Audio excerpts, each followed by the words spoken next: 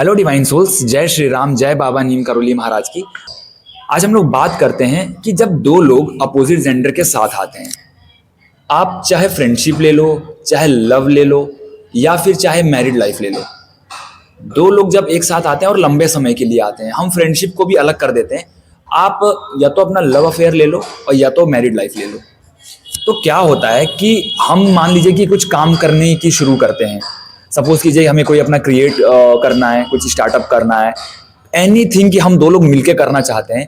तो उसमें आप देखना शुरू तो करोगे, लेकिन बहुत बाधाएं आती हैं।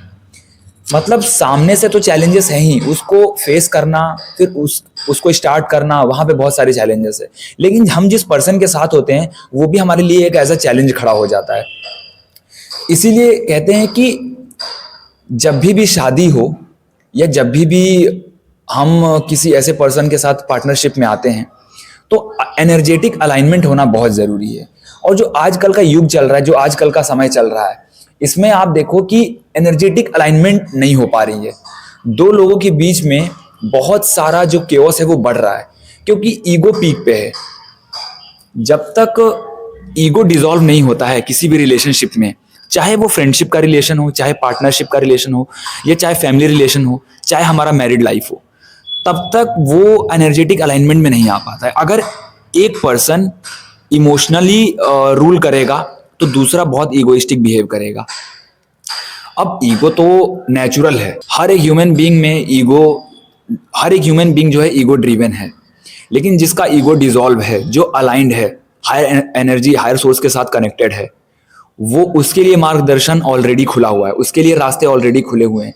पर दिक्कत कहाँ आती है कि जो ईगोइस्टिक है, जो ईगो से ड्रिवन है, वो ईगो से इतना ज्यादा ड्रिवन है कि वो अपने इंट्यूशन से डिस्कनेक्टेड है, अपने हायर सोर्स से डिस्कनेक्टेड है, अपने हायर सेल्फ से डिस्कनेक्टेड है। उसकी इनर अवेयरनेस कहीं खो गई है। अब ऐसे में जब दो लोग आपस में मिलते हैं तो बहुत सारी चीजें एकदम से मैच्ड हो जाती है। और वहां पे अगर आप कोई काम की शुरुआत करते हो तो वहां पे भी आप देखो कि बहुत ज्यादा इम्बैलेंस देखने को मिलेगा। अब आजकल के रिश्ते भी ऐसे हो गए, आप देखो कि चाहे वो डिवोर्स तक क्यों पहुंच रहे हैं, चाहे कोई रिश्तों में इतने झगड़े लड़ाई क्यों हो रहे हो, क्योंकि सबका कारण एक ही है, ईगो। क्योंकि ईगो किस बेस पे काम करता है? कंडीशन, कि हम कंडीशनली चीजों को एक्सेप्ट करेंगे कि भाई तुम अगर ऐसा करोगे तब भी हमें ये चीज भाएगी या हमें ये चीज अच्छी लगेगी।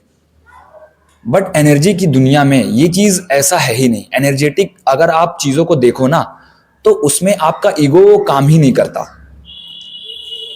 हर एक जो फेज है लाइफ का, जब दो लोग मिलते हैं उसके बाद कि जो उसके बाद का जो जीवन है, आप देखो कि एक पर्सन अपनी लाइफ में शादी से पहले या लव अफेयर से पहले बहुत सही था, कह सकते हो कि उसको बहुत ज्यादा टेंशन नहीं थी, उसको ट्रिगर्स वगैरह नहीं मिलते थे। लेकिन जैसे उसके जीवन में एक पर्सन ऐड होता है, सिंगल से मिंगल वाला लाइफ जब उसका होता है, तो उसके जीवन में बहुत सारे ट्रिगर्स सरफेस पे आते हैं, बहुत सारे इमोशंस सरफेस पे आते हैं, बहुत सारे जो उसके अंदर की इमोशंस होते हैं, जहां वो पॉजिटिविटी को देखता है अपने अंदर, जहां वो अच्छी इमोशंस को देखता है, अच्छी इमोशंस को जीता है, वहीं कुछ नेगेटिव इमोशंस भी उसके सरफेस पे आने लगते हैं। ये हमें दिखाए जाते हैं। जब वो पर्सन आएगा तो वो हमें मिरर करता है, वो हमें एक ऐसे ग्रोथ के लिए आगे बढ़ाता है जो जिस चीज से हम हमेशा से बचते आए हैं। अगर हम एक पर्सन आया, अगर उसने हमें मिरर किया, मान लीजिए कि वो हमें कुछ ऐसा बोल रहा है जिससे हम टॉलरेट नहीं कर पा रहे हैं, लेकिन वो कमियां हैं हमारे अंदर, तो हमें उस कमियों को देखना है, अपने उस कमियों को हील करना है। बजाय उस पर चिल्लाने के, बजाय अपने ईगो को उस पर रूड बिहेव करने की, उस पर रूडली बिहेव नहीं करना है, उस पर रूडली चिल्लाना नहीं है। नहीं, हमें अपने आप में सुधार करना है, हमारी ग्रोथ होनी है। हर एक पर्सन जब भी किसी पर्सन से जुड़ता है तो वो एक मकसद है, उसके पीछे एक लेसन छुपा है। कोई रिलेशनशिप है सिर्फ वो रोमांटिसाइज तक नहीं है, सिर्फ एक्साइटमेंट या उसमें एंजॉयमेंट नहीं है, वहां तक सीमित नहीं है। एक रिलेशनशिप आपको ग्रोथ के लिए दिया जाता है। अगर एक दूसरे को बैलेंस नहीं करेंगे, एक दूसरे की ईगो को डिसॉल्व नहीं करेंगे, तो बहुत मुश्किलों का सामना करना पड़ेगा। फिर वही ईगो जब पीक पे आता है, तब हमारे समझ और हमारी विवेक बिल्कुल खत्म हो जाता है, हमारी बुद्धि मर जाती है। आजकल का जो रिलेशनशिप है कुछ इसी तरीके से काम कर रहा है कि दो परिवारों ने मिलकर एक रिलेशनशिप तो बनाया, लेकिन उसको हैंडल करना है सिर्फ दो लोगों को, मीन्स हस्बैंड वाइफ को। बस वही दो कपल आमने सामने आते हैं। परिवार जहां तक साथ देगा सिर्फ मिलाने तक, शादी कराने तक, बस इसके अलावा उसका कोई काम नहीं है। इसके अलावा वो चाह के भी आपके रिलेशन में इंटरफेरेंस नहीं डाल सकता है, क्योंकि उसके पास खुद उतनी समझ नहीं है। क्योंकि आप अपने रिलेशनशिप में क्या फेस कर रहे हो, कौन से चैलेंजेस को फेस कर रहे हो, ये सिर्फ आपको पता है, सिर्फ आप ही दोनों जानते हो। तो अगर आप दोनों के अलावा कोई थर्ड पर्सन इस चीज को समझेगा, पहली बात तो उसे समझ नहीं आएगा। अगर आप समझाने की कोशिश करोगे, बोलने की कोशिश करोगे, तो या तो वो पर्सन फायदा उठाएगा और या तो वो पर्सन एक का ही साइड लेगा। मीन्स वो उस एनर्जेटिक इंबैलेंस को कभी नहीं समझेगा। और हमें अवेयरनेस नहीं होती है रिश्तों में ऐसे चीजें क्यों होता है, ऐसी चीजें क्यों होती हैं, हमें अवेयरनेस नहीं होता है। लेकिन जब हम अवेयर होने लगते हैं तब हम खुद पे काम करना शुरू करते हैं, तब हम अपने इनर सेल्फ से कनेक्ट होना शुरू करते हैं। तब हमें यह समझ में आता है कि एक रिश्ते को बैलेंस करने के लिए एक्चुअल में जो जरूरी चीज क्या है, उसको क्या देना है। मीन्स एक रिलेशनशिप को बैलेंस करने के लिए हमें किस चीज में इंप्रूव करना है। सब चीज का कारण ईगो है, अहंकार से भरा हुआ है। हम इंसान बिल्कुल अहंकार से भरे हुए हैं, हमारा अहंकार बिल्कुल पीक पे होता है। अगर एक रिश्ते को बहुत लंबे समय तक आपको टिकाना है, लॉन्ग लास्टिंग चलाना है, तो आपका ईगो डिसॉल्व होना चाहिए उसमें। अब ईगो डिसॉल्व करने के लिए सबसे बेस्ट तरीका क्या है? देखिए क्या होता है ना कि हम ह्यूमन बीइंग्स हैं, हमारे जीवन से मकसद खो गया है, हमारे जीवन से वो पर्पस खो गया है। हमें वो जो पर्पस ड्रिवन जो हमारी जिंदगी थी वो हमारी खो जाती है। हमारी मान लीजिए शादी हुई, या हम मान लीजिए कि हम किसी करियर में आगे बढ़ते हैं, तो हम उसी में इतना खो जाते हैं कि हम उसी पे डिपेंडेंट हो जाते हैं। फिर हमारे पास कुछ ऐसा बचता नहीं है जिसको हम करें, जिसपे हम अपना पोटेंशियल दिखा सकें। तो एक तो तरीका है कि आप अपने इंटरेस्ट से जुड़ना शुरू कर दो, आप अपने आप को क्रिएशन एनर्जी में डालना शुरू करो। मैंने बहुत सारी वीडियोस में बात करनी शुरू की है रिसेंटली मैं ये चैनल कर रहा हूँ यूनिवर्स से, कि आप क्रिएशन की एनर्जी में आना शुरू करिए। जैसे जैसे युग परिवर्तन हो रहा है, जैसे जैसे अर्थ की कॉन्शियसनेस बदल रही है, वैसे वैसे हर एक चीजें बदल रही हैं अपने आसपास। हम लोग या तो पैसों पे डिपेंडेंट हो गए हैं, या तो एक पर्सन पे डिपेंडेंट हो गए हैं। मतलब हमारे पास खुद के अंदर कुछ भी ऐसा नहीं है जो हमारी ईगो को सेटिस्फाई करे। हम दूसरों पे अपनी कंडीशंस लगा के अपनी ईगो को सेटिस्फाई करना चाहते हैं। हम अपने खालीपन को भरने के लिए पैसे कमा के ये चीज कर लें, ऐसा कर लें, इस चीज पे हम अपने ईगो को सेटिस्फाई करना चाहते हैं। जबकि आप देखो कि ये जीवन एक रेस की तरह है, हम बढ़ते रहते हैं, लेकिन फिर भी हमें खालीपन ही मिलता है। हमारे पास कुछ एक्चुअल में ऐसा करने को नहीं है जिस चीज को करके हम अपने आप में सेटिस्फाई हो सके। मतलब हम किसी पे डिपेंडेंट ना रहें। और वो जब मकसद हमारे पास जब तक नहीं होगा, तब तक हम ऐसा ही दूसरों को अपना वेपन बनाएंगे, अपना हथियार बनाएंगे और उन्हीं को यूज करेंगे। ऐसे हमारे अंदर हमारा जो कह सकते हो जो इनर अवेयरनेस है, उससे हम डिस्कनेक्ट होते जाएंगे। जो हमारी इंट्यूशन है, जो हमारा सेल्फ है, इनर सेल्फ, उससे हम डिस्कनेक्ट होते चले जाएंगे। तो हम बाहरी चीजों पे डिपेंड होना शुरू हो जाएंगे। फिर बाहरी चीजें बहुत लंबे समय तक हमारे साथ नहीं रहती हैं। चाहे वो लोग होंगे, अगर लोग होंगे तो आज नहीं तो कल उनको मरना है, और या तो आज नहीं तो कल उनको जाना है। अगर कोई सिचुएशन है, पैसा है, आज है कल आपके पास होगी नहीं होगी नहीं पता है। लेकिन कुछ अगर ऐसा आपके पास है जो आपकी आत्मा से आपको जोड़ रही है, तो हो सकता है कि आप स्लो डाउन हो जाओ अपनी लाइफ में, लेकिन आप डिपेंडेंट नहीं रहोगे किसी पे।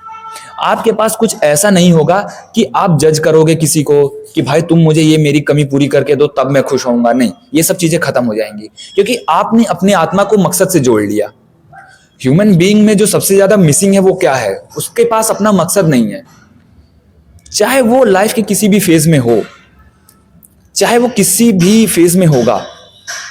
आजकल देखो कि आप शादियां कितनी टूट रही हैं, एनर्जेटिक इंबैलेंस है। लोग एक दूसरे को इतना ज्यादा टॉर्चर कर रहे हैं, एक दूसरे को इतना ज्यादा बर्बाद करने पे लगे हुए हैं, तो उससे जो इम्पैक्ट पड़ रहा है अपने जीवन में, वो नेगेटिव कर्मा बना रहे हैं उस चीज को करके।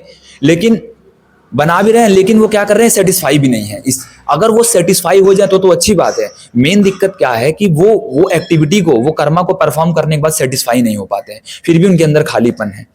इसका मतलब कुछ ऐसा मिसिंग है जो शायद बहुत बेसिक है, लेकिन वो कहीं ना कहीं उस चीज से बिल्कुल रूबरू नहीं है।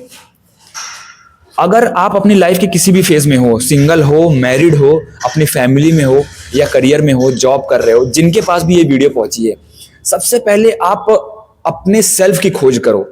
मीन्स आप कुछ गहराई ढूंढो, आप कुछ भी करो जिसमें आप थोड़ा सा खुश महसूस कर सको, जिसमें आपकी डिपेंडेंसी खुद पे हो, जिसमें आप अपनी ईगो को उस चीज से सेटिस्फाई करो। क्योंकि हम बहुत सरफेस लेवल पे जी रहे हैं। जब तक हम सरफेस लेवल पे जिएंगे तब तक हमारा ईगो, अहंकार पीक पे होगा, तब तक हमारे हर रिश्तों में ईगो सामने आएगा। बहुत ही ज्यादा चैलेंजिंग काम है ईगो को डिसॉल्व करना, खासकर जब हम मैरिड रिलेशनशिप में होते हैं, जब दो लोग आपस में आमने सामने आते हैं। बहुत ही समाज ने इस चीज को बहुत ज्यादा दिखाया नहीं, समाज ने इसको ढक दिया। मतलब समाज ने, सोसाइटी ने क्या किया, अपने आप को इमोशनलेस कर लिया कि भाई हम तो छुपा देंगे, हमें कोई मतलब नहीं है, बस दो लोग साथ में है, ये बहुत बड़ी बात है। बस वो लोग चाहे कैसे भी मरे कटे, लेकिन साथ रहना चाहिए। और ये टाइम जो है, ये टाइम ऐसा नहीं है। आप बहुत समय तक अपने इस चीज को छुपा नहीं पाओगे, आप बहुत समय तक अब उस चीज को टॉलरेट नहीं कर पाओगे। अर्थ की कॉन्शियसनेस जिस हिसाब से शिफ्ट हो रही है और जिस हिसाब से चैनलिंग हो रही है, उस हिसाब से आपको अवेयर होने की बहुत जरूरत है। ये एक अवेयरनेस वीडियो है, जिन जिन लोगों तक पहुंचेगी शायद ये वीडियो मिलियंस तक क्रॉस कर जाएगी। जो बात बोली है बहुत ही बेसिक चीज है, लेकिन लोगों के अंदर से वो चीज गायब होती जा रही है। समय के साथ साथ युग के परिवर्तन के हिसाब से वो चीज गायब होती जा रही है। लेकिन बाहरी दुनिया में बहुत बदलाव दिख रहा है, लेकिन अंदर कुछ बदलाव नहीं दिख रहा है। अंदर एक खालीपन भरा हुआ है, अंदर हमारे ऐसा खोखले से घूम रहे हैं। हम घूम तो रहे हैं, हमारा शरीर तो दिख रहा है, लेकिन हम अंदर से एकदम खाली हो चुके हैं। हमारे पास कुछ है ही नहीं। हमने एक दूसरे को हथियार बना लिया है, हमने एक दूसरे को डिपेंडेंट कर लिया है। तो जब वो डिपेंडेंसी टूटेगी तो दर्द होगा, क्योंकि आपकी आत्मा उसके लिए आ ही नहीं थी। अगर आपकी ह्यूमन बॉडी है, यहाँ पे आपकी वाइब्रेशन है, आपकी एक एनर्जी है, तो वो एनर्जी किसी ना किसी तरीके से प्रोसेस कर रही है। यहाँ पे अर्थ पे अगर कुछ भी हो रहा है, कुछ भी चीजें आप कर रहे हो, तो उसके लिए एक अवेयरनेस चाहिए। उसके लिए आपको कॉन्शियसली अवेयर होना पड़ेगा कि कोई चीज हो रही है तो क्यों हो रहा है। अगर आप कोई चीज को बहुत ज्यादा टॉलरेट कर रहे हो तो क्यों कर रहे हो? क्योंकि आपके अंदर वो डर है, आपके अंदर वो सोसाइटी का डर है, आपके अंदर वो अपना एक जो लिमिटिंग बिलीफ है, जो आपकी कंडीशंस है, वो आपको खुद डरा देती हैं। मैं ये नहीं कहता कि आप बहुत ज्यादा गहराई में घुस जाओ। मेरे कहने का मतलब ये है कि आप कुछ ऐसा करो जो आपको अंदर से हिम्मत दे दे और वहीं आपको सेटिस्फाई भी कर दे। जब भी आप कुछ ऐसा करोगे, वहां डर और इनसिक्योरिटी सबसे पहले खड़ा होगा, लेकिन वही आपके लिए सबसे बेस्ट होगा। एक बहुत बेसिक सा एग्जांपल उठाते हैं। एक पर्सन को अगर कोई लैंग्वेज सीखनी है, नहीं कोई नया स्किल सीखना है, लेकिन उसमें अगर हमारा सोसाइटी ये देखता है कि भाई इसमें पैसे नहीं है, तो उसको ऐसे डिनाई करेगा जैसे वो एग्जिस्ट ही नहीं करती है इस धरती पर। एक पर्सन को पढ़ाई या जॉब के अलावा कुछ ऐसा करना है जो उसको खुशी दे, लेकिन समाज उसको ऐसे डिनाई कर देता है जैसे वो एग्जिस्ट नहीं कर रही है, जैसे उसके लिए वो कुछ है ही नहीं। लेकिन उस पर्सन से उसका इमोशंस जो जुड़ा हुआ है, वही उसको एनर्जेटिक शिफ्ट देती है, वही उसको पॉजिटिव करती है। तो जो भी लोगों के पास ये वीडियो पहुंची है, अगर आपको जीवन में अपॉर्चुनिटी मिली है ना, थोड़ा खुद को खोज करने की, सेल्फ की खोज करने की, तो आप उस पर काम करना शुरू कर दो। आप थोड़ा सा ऐसे चीजों से जुड़ो जिसको आपने शायद बचपन में सोचा था, जिसको आपने 3 साल पहले किया था, शुरुआत करी थी, लेकिन फिर क्विट कर दिया था किसी कारण की वजह से। आज वो आपके पास मौका है। आज अगर आपके पास ये वीडियो पहुंचे तो शायद उसका खोज करना फिर से शुरू कर दो, फिर से उस चीज को करने में लग जाओ। फिर से अगर वो बैरियर है तो तोड़ो। जो पहले बैरियर आई थी और आपको रोक दिया था, आपका काम वहां बंद हो गया था, वापस से अब करना शुरू कर दो। अब की बारी मैं कहता हूं कि आप रुकोगे नहीं, भले आपको डिले होगा, लेकिन रुकोगे नहीं। अब आप तोड़ जाओगे, अब आप आगे निकल जाओगे। तो अब आप करना शुरू कर दो, अपने उस आत्मिक पर्पस से जुड़ना शुरू कर दो। आपका जो एक, जैसे मान लो कि हम सब चीजें कर रहे हैं, लेकिन वो एक क्रिएशन जो है ना कहीं लैग करती है हमारे अंदर। उस चीज से जुड़ना शुरू कर दो, आपकी पोटेंशियल खुद ब खुद बाहर आने लगेगी, आपके डर, इनसिक्योरिटी सब गायब होने लगेंगे। जय श्री राम, जय बाबा नीम करोली महाराज की।